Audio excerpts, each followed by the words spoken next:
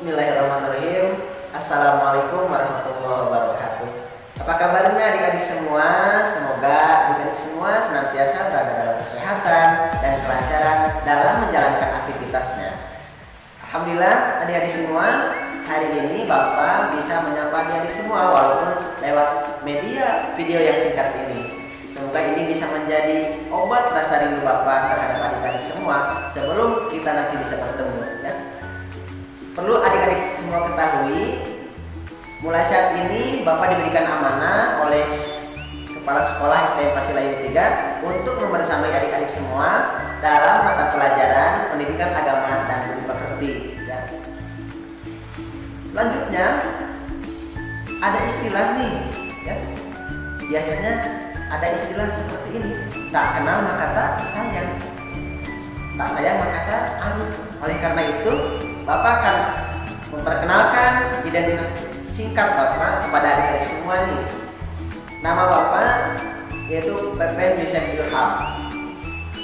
Alamat asal Bapak yaitu di Jalan Pasir Koje, RT 1 RW 2, Kelurahan Padasuka, Kecamatan Cimnyan, Kabupaten Bandung. Alamat sekarang Bapak tinggal di Komplek Pasir Layung Asli, RT 6 RW 1, Kelurahan Pasir Layung, Kecamatan Cibenying Kidul, Kota Bandung. Adapun riwayat pendidikan Bapak, alhamdulillah Bapak telah menyelesaikan studi S1 di Universitas Islam Negeri Sunan Gunung Jati Bandung. Nah, itulah sekilas perkenalan identitas Bapak, ya. Sehingga adik-adik nanti akan mengetahui ketika nanti ketemu di jalan ataupun ketemu dimanapun, ya. Ketemu Bapak pasti mengetahui, ya.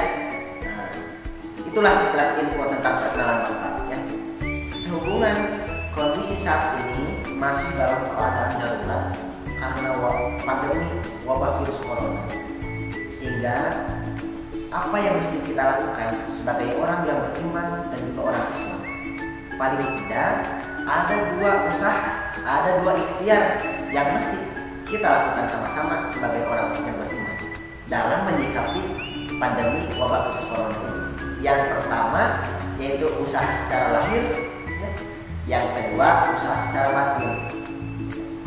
Usaha secara lahir diantaranya melalui 3M. Apa? Yang pertama memakai masker, ya. Yang kedua mencuci tangan. Dan yang ketiga itu menjaga jarak. Itulah usaha secara lahir kita. Tetapi kita juga nih adik-adik harus melakukan usaha secara batin. Apa secara batin? Melalui zikir dan doa kepada Allah. Melalui zikir dan doa, bisa saja selain zikir dan doa senantiasa membaca Al-Quran. Membaca Al-Quran karena itulah yang menjadi benteng, yang menjadi kekuatan kita dalam menghadapi musuh kita, yaitu pandemi wabah virus corona. Adik-adik semua, kalau kita coba perhatikan negara Amerika, negara Jepang yang canggih dengan teknologinya, mereka keteteran dalam menghadapi pandemi wabah virus corona ini. Karena bisa saja dari sebagian mereka hanya melakukan pendekatan, hanya melakukan usaha secara lahir saja. Tetapi bisa saja dari sebagian mereka tidak melakukan usaha secara batinnya, tidak melakukan doa dan zikir. Oleh karena itu bisa saja yang membuat kita bertahan sampai saat ini, yang membuat kita kuat sampai saat ini, bisa saja karena kita senantiasa memperbanyak usaha secara batin melalui zikir dan doa, dan juga senantiasa membaca Al-Quran. Karena Al-Quran itulah yang akan menjadi obat, Al-Quran itulah yang akan menjadi penolong bagi kita, dan Al-Quran itulah yang akan menjadi penentang, ya. Akan menjadi obat dari segala macam penyakit yang ada, akan menjadi obat dari setiap permasalahan-permasalahan yang dihadapi. Oleh karena itu pantas Allah menyampaikan dalam Al-Quran, A'udzu billahi minasy syaithanir rajim. Wa nunazzilu minal Qur'ani ma huwa shifaa'un wa rahmatun lil mu'minin wa la yazidudz zalimina illa khasara. Wa nunazzilu minal Qur'an ma huwa shifaa'un wa rahmatun lil mu'minin, dan telah kami turunkan Al-Quran sebagai obat dan rahmat bagi orang-orang yang beriman. Kita meyakini betul, menyadari betul bahwa Al-Quran lah yang akan menjadi obat dari segala macam penyakit. Oh ya adik-adik, ketika berbicara tentang Al-Quran, maka Pak Pepen jadi teringat nih sebuah kisah. Di suatu ketika ada seorang kakek, sebut saja nama si kakek ini adalah Abdurrahim. Kakek ini bekerja di sebuah tempat, yaitu tempat material. Setiap kakek ini bekerja, kakek ini senantiasa ditemani oleh cucunya yang masih kecil, namanya itu Budi. Setiap bekerja, kakek ini senantiasa ditemani oleh cucunya yang masih kecil. Pekerjaan si kakek yaitu ketika ada konsumen yang datang ke material yang membeli pasir, maka si kakek ini yang mengantarkan ke rumah pembeli tersebut melalui keranjang yang biasa si kakek gunakan untuk mengangkut pasir. Jadi setiap ada pembeli ke material membeli pasir, maka si kakek ini yang mengantarkan pasir tersebut ke rumah pembeli dengan menggunakan keranjang yang biasa si kakek gunakan. Itu setiap hari terus menerus. Tetapi hebatnya, yang menjadi hebatnya si kakek, ketika mendengar kumandang azan, Allahu Akbar, Allahu Akbar,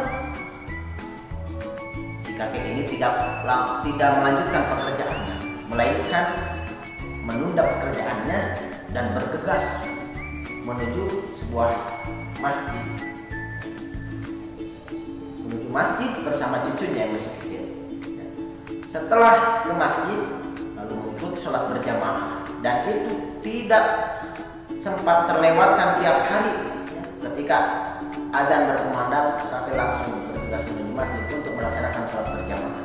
Dan hebatnya lagi, ketika beres sholat berjamaah, ketika orang lain pada pulang, maka si kakek ini tidak langsung pulang, tidak langsung keluar masjid dengan cucunya yang masih kecil ini. Tetapi si kakek ini langsung mengambil Al-Quran yang ada di sebuah rumah.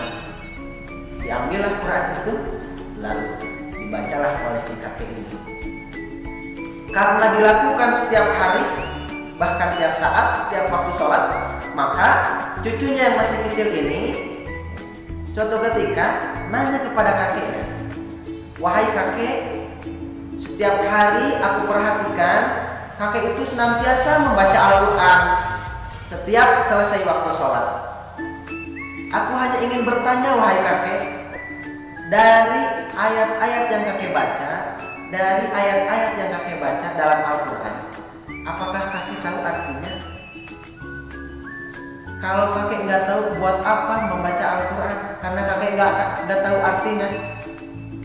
Setelah mendengar pertanyaan itu, maka si kakek ini tidak langsung memberikan jawaban melalui perkataan, tetapi si kakek ini memberikan jawaban lewat perbuatan. Pada saat itu, kakek ini langsung mengajak cucunya yang masih kecil ini, "Wahai cucuku, ayo ikut." Akhirnya diajaklah cucunya ini ke sebuah tempat, yaitu sungai. Setelah tiba di sungai, maka di atas sungai itu ada sebuah jembatan. Tepat pada saat jembatan, si kakek itu berkata kepada cucunya, "Wahai cucuku, sekarang kakek mau merintah kepadamu, tolong ambilkan air yang ada di sungai itu, yang ada di bawah sungai itu, menggunakan keranjang yang biasa kita gunakan untuk mengangkut pasir." Keranjang itu kan bolong-bolong ya. Akhirnya cucunya ini karena perintah kakeknya, akhirnya mau siap. Pada saat itu cucunya langsung mengambil air di bawah jembatan, tepatnya di sungai. Di situ ada air yang mengalir, lalu diambillah oleh cucunya yang masih kecil ini menggunakan keranjang yang biasa digunakan, yaitu keranjang bolong-bolong. Diambillah airnya. Setelah diambil, ternyata airnya tidak tertampung karena memang keranjangnya bolong-bolong. Lalu itu langsung bergegas ke atas, berkatalah kepada si kakek, "Wahai kakek, bagaimana air ini mau tertampung menggunakan keranjang yang bolong-bolong ini? Sampai kapanpun nggak akan tertampung." Lantas apa kata si kakek? "Wahai cucuku, coba lagi." Akhirnya mencoba lagi, cucunya ini ke bawah lagi, ambil air lagi, ternyata tetap air itu masih tidak tertampung karena memang keranjangnya bolong-bolong. Ke atas lagi, "Wahai kakek, udah aku coba, tetapi masih belum bisa air ini tertampung." "Coba lagi," kata kakek.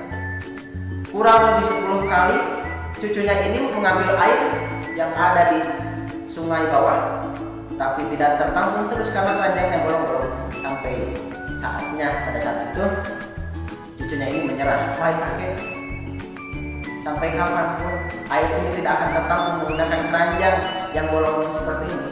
Lantas apa jawaban si kakek? "Memang benar wahai cucuku, bahwa air yang kau ambil menggunakan keranjang yang bolong-bolong ini tidak akan tertampung menggunakan keranjang kita yang bolong-bolong.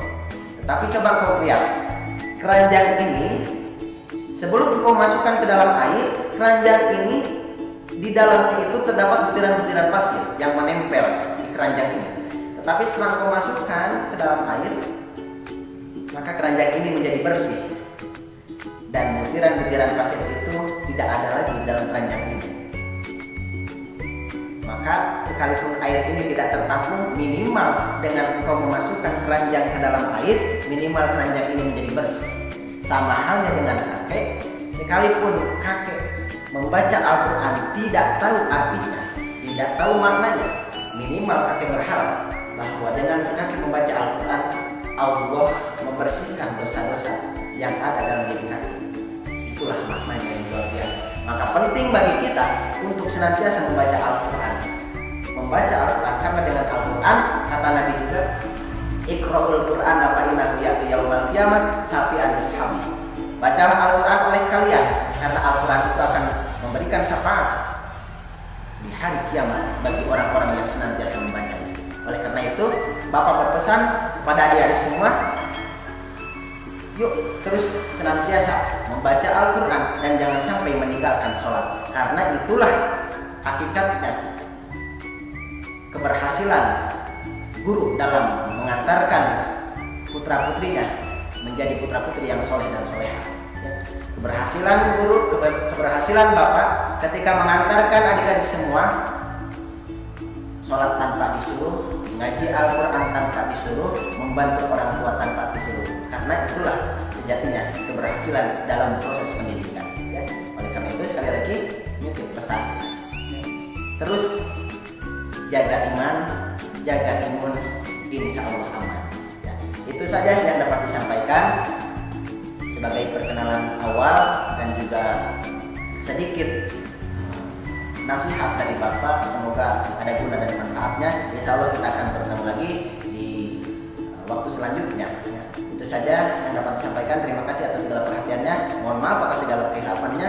Walafu minkum billahi wassalamualaikum warahmatullahi wabarakatuh.